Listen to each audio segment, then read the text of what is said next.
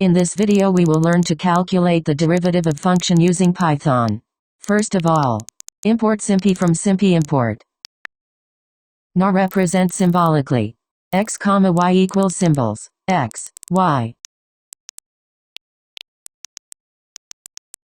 Take the actual expression in variable m.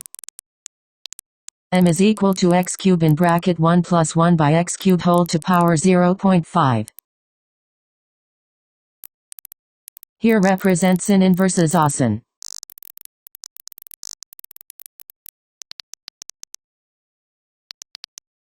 Print actual expression is.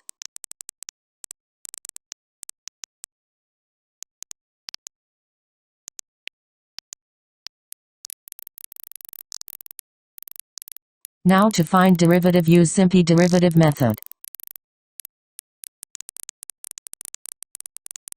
y1 equal to derivative y, x.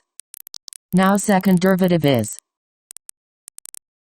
equal to derivative y1 x. Now print second derivative with variable secondder